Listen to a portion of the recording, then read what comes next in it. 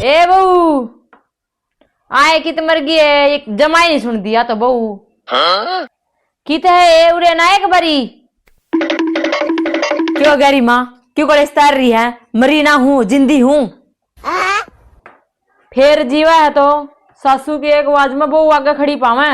ठीक है तू सरक दी क्या तनी भीतर पड़ी पड़ी बिरनी के करया जा है।